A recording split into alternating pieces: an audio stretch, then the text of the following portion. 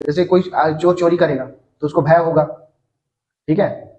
फिर कई बार क्या होता है कि हम कोई जुए में लगाता है, जुए में पैसा लगाता है ना, या किसी पाखंडी व्यक्ति को देता है तो मन में शंका आता ही है, ठीक है। फिर लज्जा, जो चीजें छुप कर करनी पड़ी आपको, है ना, तो वो क्या है, उसमें आपको लज्जा आ रही है, ठीक है। जैसे क्या होता है कि जब कोई छोटा बच्चा होता है, वो सिगरेट पी रहा है मान लो, अब उसको बोल दिया जाए तुम्हारे पापा आ रहे हैं, तो वो तुरंत बुझा लेता है, तो ऑब्वियसली यहाँ पे उसको लज्जा है इस चीज का, और भय भी अपने पापा का।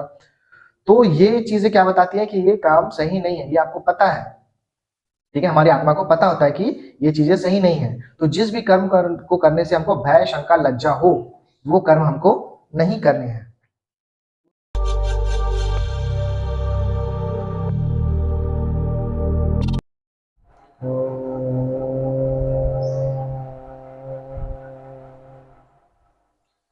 नमस्ते। आज की मनुस्मृति की कक्षा में आप सबका स्वागत है। तो अभी जो हम चतुर्थ अध्याय पढ़ रहे थे, उसमें हमने पिछली कक्षा में देखा कि यदि हम वेदाभ्यास कर रहे हैं, स्वाध्याय कर रहे हैं, तो क्या होता है कि हमें हमारे जन्मों के जो पूर्व जन्मों के संस्कार हैं वो भी याद आ जाते हैं, ठीक है। हमारा पिछले जन्म में हमने जो ज्ञान अर्जित किया रहेगा वो भी हमें याद आ सकता है। अब आगे देखते हैं कि अभिवादयेत वृद्धांश ददच्चैव वासनं स्वकं कृत्य अंजलिरुपासित गच्छत पृष्ठो अन्वयात्। मनुष्य सदा वृद्ध जनों, विद्या और आयु में बड़ों को पहले अभिवादन नमस्कार करे, ठीक है। क्या बोल रहे हैं कि जो हमसे विद्या में और आयु में बड़ा है उसको पहले नमस्कार करें, और आने पर बैठने के लिए अपनी ओर से आसन प्रदान करें। हाथ जोड़ने की शिष्टता के बाद उनके पास बैठे और उनके योग्य कर्तव्य पूछें और उसको पूर्ण करें, ठीक है। क्या क्या बोल रहे हैं कि यदि आपसे कोई मिलने आ रहा है ना, वो आपसे ज्ञान में और आपसे आयु में अगर बड़ा है, तो आप क्या करेंगे, उनसे पहले आप नमस्कार करेंगे उनको, ठीक है, क्योंकि वो आपसे बड़े हैं, ठीक है। फिर उन्हें बैठने का आसन देंगे, ठीक, और फिर उनके लिए क्या आदेश है या क्या उनसे बातचीत करें, है ना। अगर वो कुछ मांगते हैं तो वो उन्हें, जैसे कोई भी आता है बैठते हैं तो उन्हें चाय पानी तो हम ला कर देते हैं, तो वो उसके बारे में पूछें, फिर उनसे बातचीत करें, ठीक है। और उसके बाद फिर क्या बोले कि लौटते हुए कुछ दूर तक जाकर विदा करें, ठीक है। तो जैसे हमारे घर में कोई मेहमान आता है तो क्या करते हैं हम लोग, घर के बाहर तक उनको छोड़ कर आते हैं, ठीक है। तो ये सारी तो क्या है, शिष्टाचार की बातें हैं, है ना। तो जो मनु महाराज का विरोध करते हैं वो क्या करें, ये चीजें ना करें, क्योंकि विरोध करना है तो पूरा करें, है ना। तो ये सामान्य शिष्टाचार की बात है, इसको भी मनु महाराज ने कितने अच्छे समझाया कि यदि आपके पास कोई आयु और ज्ञान में बड़ा आता है तो पहले आप उनका अभिवादन करें, ठीक है, उन्हें बैठने का अच्छा स्थान दें, उनकी सेवा करें, उनसे बातचीत करें, और फिर उसके बाद उन्हें जब जा रहे हैं तो कुछ दूर तक छोड़ कर आए, ठीक है। तो ये सामान्य शिष्टाचार की बातें हैं। अब आगे देखते हैं। श्रुति स्मृति युदितं सम्यकं निबंधं स्वेषु कर्मसु धर्म मूलम निषेवेत सदाचारम तीन्द्रः। मनुष्य सदा आलस्य प्रमाद छोड़कर अर्थात सावधान रहकर वेद और स्मृति में कहे गए जो सभी कर्तव्यों का आधार है, अर्थात जो सभी कर्तव्यों के साथ अनिवार्य रूप से पालनीय है, उस धर्म के मूल सदाचार का पालन करें, ठीक है। क्या बोल रहे हैं कि जो वेद है ना, और जो भी स्मृति ग्रंथों में मनुष्यों का जो कर्तव्य बताया गया है धर्मानुसार, उसको वो हमेशा पालन करते रहे, ठीक है। एक सदाचारी जीवन जिए, इसका यहाँ पे बता रहे हैं मनु महाराज। फिर आगे क्या इसका ऋषि अर्थ देखते हैं। गृहस्थ सदा आलस्य को छोड़कर वेद और मनुस्मृति में वेदानुकूल कहे हुए अपने कर्मों में निबद्ध और धर्म का मूल सदाचार अर्थात सत्य और सत्पुरुष आप्त धर्मात्माओं का जो आचरण है उसका सेवन सदा किया करें, ठीक है। जो एक सदाचार का आचरण है, या फिर जैसे हम आइडियल लेते हैं ना कि इनके जैसा आचरण, है ना, ये समाज में प्रतिष्ठित व्यक्ति है ना, उनका आचरण अच्छा, तो ऐसे लोगों का आचरण हम ग्रहण करें। ऐसा नहीं कि आजकल के बॉलीवुड स्टार टाइप का, है ना, कि वो फटे फटे कपड़े पहन रहे हैं, कुछ भी पहन रहे हैं एक्चुअली, है ना, और वो पान मसाला का ऐड कर रहे हैं, तो उनका अनुसरण करें ऐसा नहीं। जो सदाचारी व्यक्ति है उनका अनुसरण करें, अच्छे चीजों का अनुसरण करें। ठीक है, अब आगे देखते हैं। आचार आलभ्यते हयुचार दीक्षितः प्रजा आचारधन्मक्षयमाचारो हन्ते लक्षणम।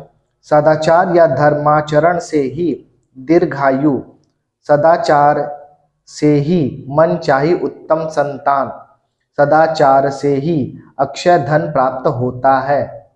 धर्माचरण सारे अधर्म युक्त बुरे लक्षणों का नाश कर देता है। ठीक है, अब क्या बोल रहे हैं कि सदाचार से ही आप धर्म का आचरण कर पाओगे। आप सदाचारी नहीं हो तो आपके लिए धर्माचरण थोड़ा कठिन होगा।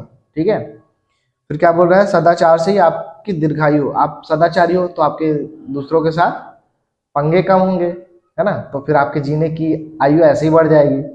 ठीक है, फिर सदाचार से ही मन चाहे उत्तम संतान। ये एक बड़ी अच्छी बात है कि अगर आप सदाचारी नहीं हो, ठीक है, आप धर्माचरण नहीं कर रहे हो, तो आप ये कभी भी अपने संतान से ये उम्मीद नहीं कर सकते कि वो भी सदाचारी ही हो। ठीक है, अगर आप नहीं हो तो वो नहीं होंगे। ठीक है, अगर निकल गया तो वो आपकी किस्मत, नहीं तो यदि जैसे कोई क्या है कि बहुत ज़्यादा शराब पीता है, ठीक है, और वो अगर अपेक्षा करता है कि मेरे संतान शराब ना पिए, किसी तरह का नशा ना करे, तो ये बहुत मुश्किल है। भले उसका बच्चा उसमें भी 1.5 कदम आगे चला जाए, ठीक है, लेकिन वो नहीं पिएगा, इसकी संभावना बहुत कम हो जाती है। अगर फिर भी उसको सदाचारी बच्चा बालक मिल जाता है, संतान मिल जाता है, तो उसकी किस्मत है। लेकिन अगर वो खुद सदाचारी नहीं है तो इसकी संभावना कम हो जाती है कि उसके बच्चे उसको सदाचारी मिलेंगे। ठीक है, तो क्या बोल रहे हैं, सदाचार से ही मन चाही उत्तम संतान, सदाचार से ही अक्षय धन प्राप्त होता है।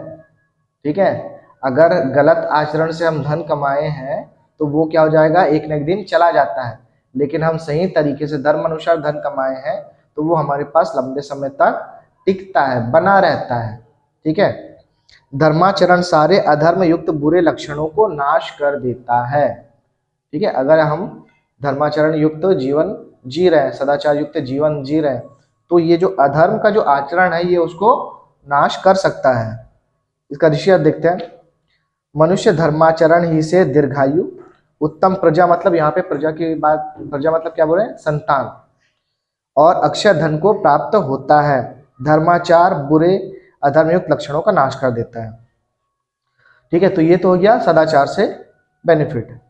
ठीक है, उससे क्या हमको लाभ मिल रहा है। अब उससे हानि क्या है, दुराचारो ही पुरुषो लोके भवति निंदितः दुख भागी च सततम व्याधि अल्पायुरेव च।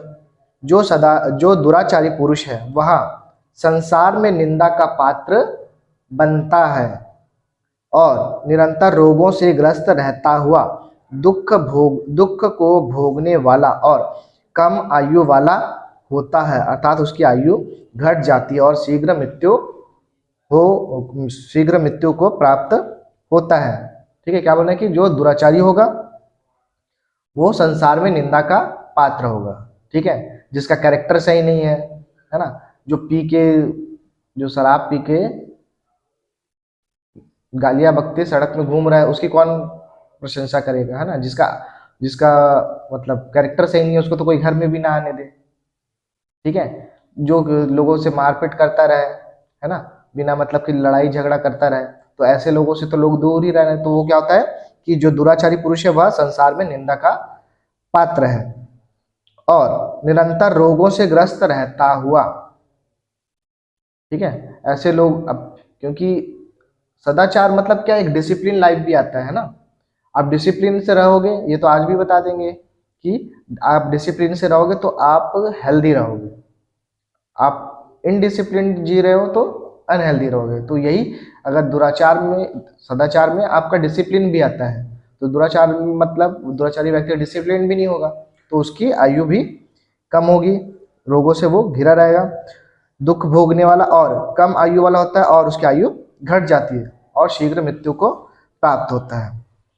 अब आगे देखते हैं। सर्वलक्षण हीनो अपि य सदाचार वानरः श्रद्धानो अनुसूयश्च शतम वर्षाणि जीवितम।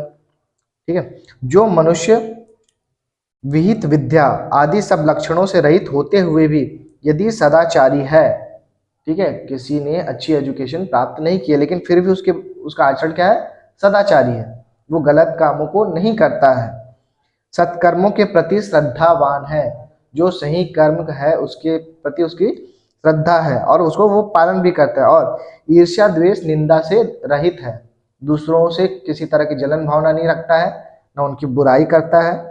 ठीक है, वह 100 वर्ष पर्यंत जीता है।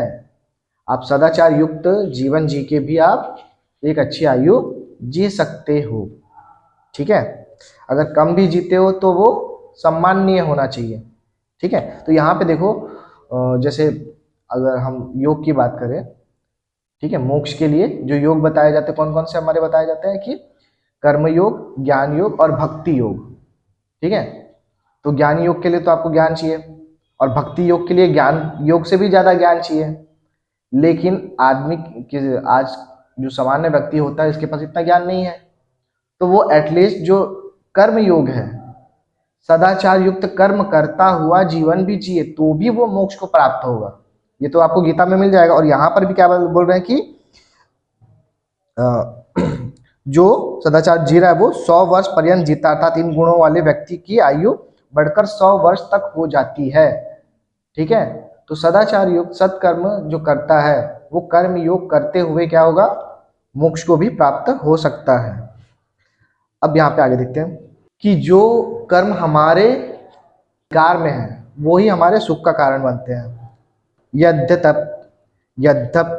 यद्यपरवशम कर्म तत्तधेतनेन वर्जयेत, यद्यदात्मवशम तु स्यात् तत्त सेवेत यत्नतः।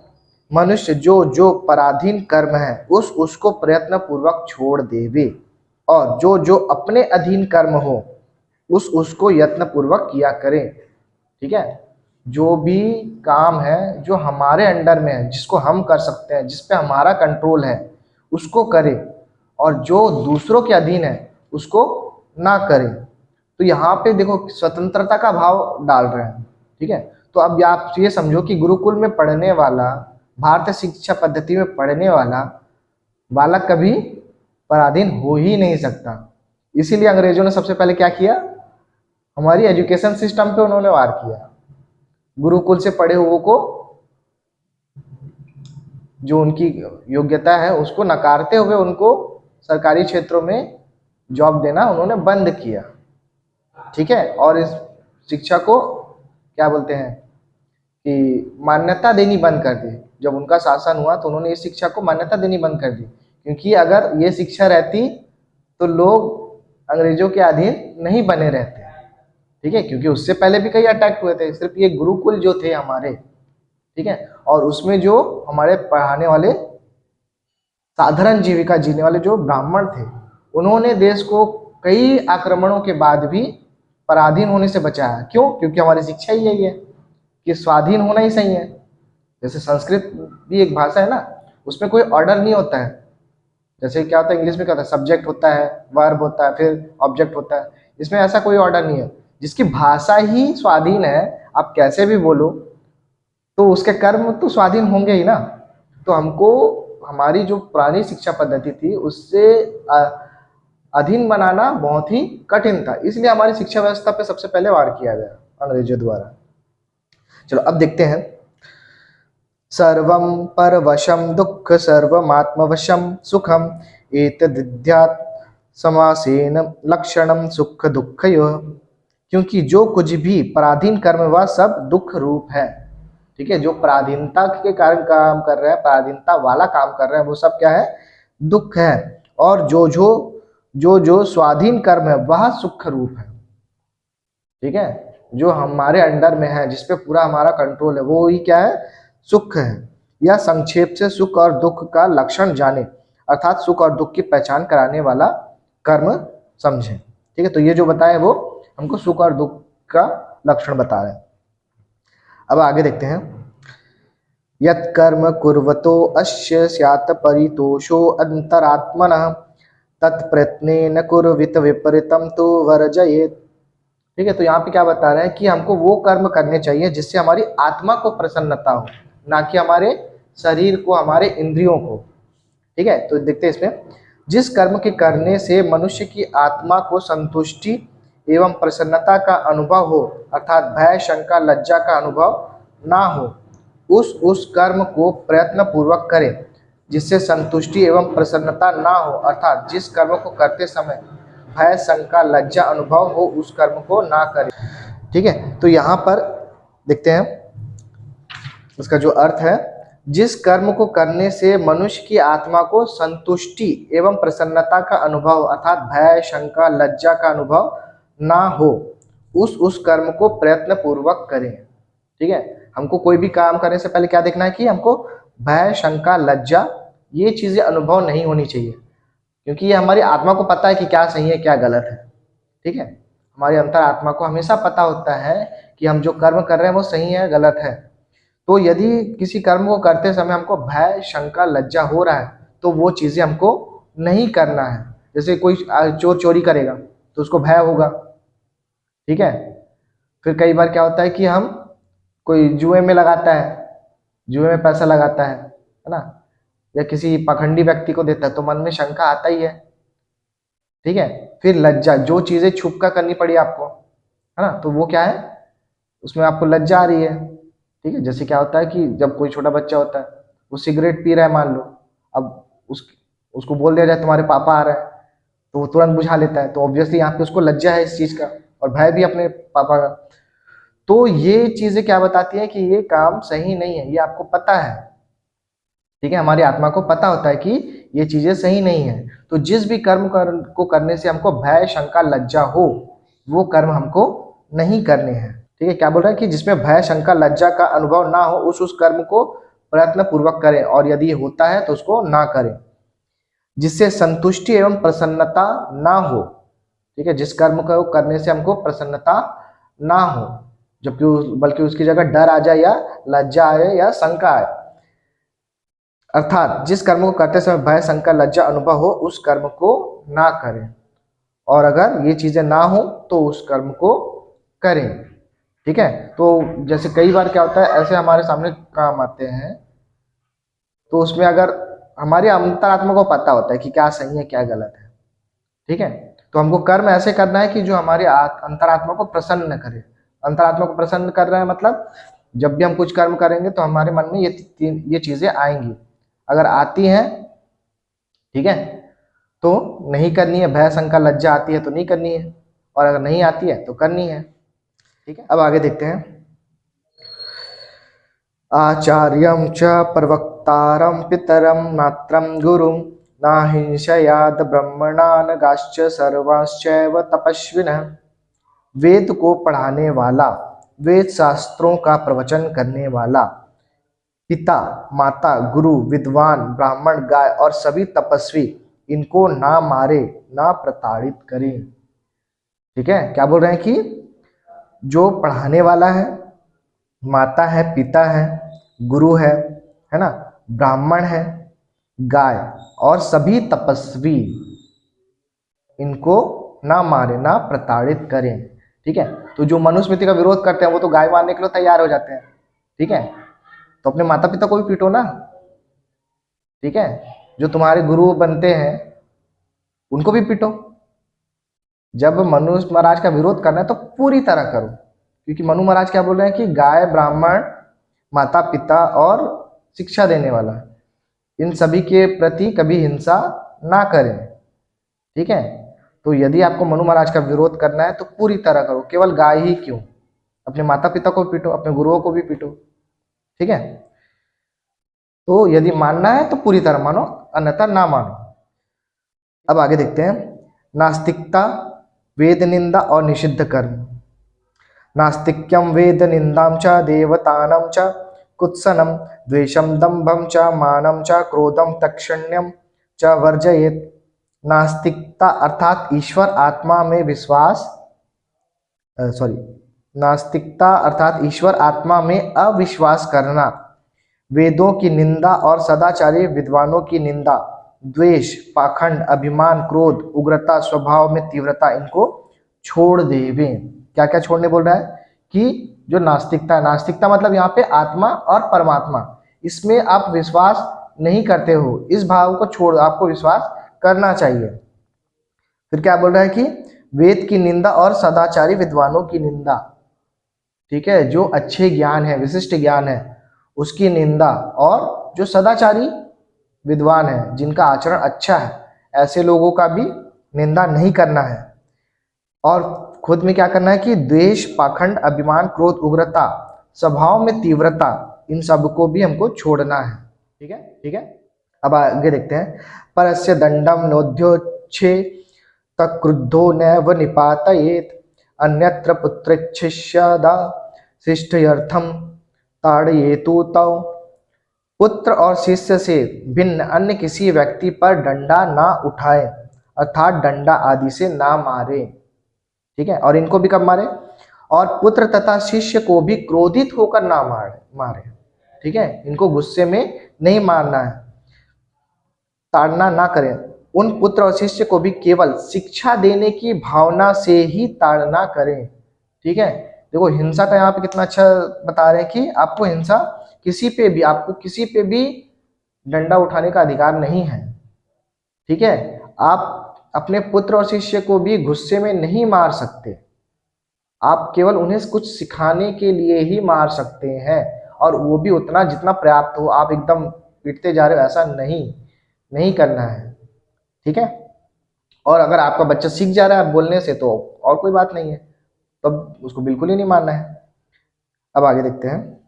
अधार्मिको नरो यो हिष यश्च चाप नित्यम धनम हिंसारतश्च यो नित्यम नेहाशो सुख मेधते। जो मनुष्य अधार्मिक है, अधर्म का कार्य करता है, और जिसका अधर्म असत्य से संचित किया हुआ धन है, और जो हिंसा में रत है, दूसरों को पीड़ा देता है, ऐसा मनुष्य इस जीवन में कभी सुख प्राप्त नहीं कर सकता, और अधर्म के कारण उसे पर जन्मों में भी सुख नहीं मिलता। क्या बोला कि जो मनुष्य अधार्मिक है, ठीक है, जिसका कार्य क्या है, अधार्मिक है, जो धार्मिक रूप से नहीं, धार्मिक मतलब यहाँ पे ऐसे नहीं पूजा पाठ करता है, जिसका आचरण सदाचारण है। ठीक है, जो कोई गलत व्यवहार नहीं करता है वो क्या है, धार्मिक है, और जो गलत व्यवहार करता है वो अधार्मिक है। ठीक है, जो अधर्म का कार्य करता है, और जिसका अधर्म असत्य से संचित किया हुआ, मतलब गलत तरीकों से जो उसने पैसे कमाए हैं, धन, और जो हिंसा में रत है, जो केवल मारपीट में लगा हुआ है, दूसरों को पीड़ा देता है, ऐसा मनुष्य इस जीवन में कभी सुख प्राप्त नहीं कर सकता। ठीक है, क्या बोल रहे हैं कि जो अधर्म से जी रहा है, अधर्म से पैसे कमा रहा है, ऐसा व्यक्ति इस जीवन में कभी सुख प्राप्त नहीं कर सकता, और अधर्म के कारण उसे परजन्मों में भी सुख नहीं मिलता। यहाँ पे ऋषि अर्थ देखते हैं कि जो अधार्मिक मनुष्य और जिसका अधर्म से संचित किया हुआ धन है, और जो सदा हिंसा में अर्थात वैर में प्रवृत्त रहता है, वह इस लोक और परलोक अर्थात पर जन्म में सुख को प्राप्त कभी नहीं हो सकता। ठीक है, तो आज हम लोग इतने पे समाप्त करते हैं। तो आप इसे एक बार अच्छे से देख लीजिए, और कोई प्रश्न हो आपके या सुझाव हो तो आप कमेंट बॉक्स पे लिखना ना भूलें।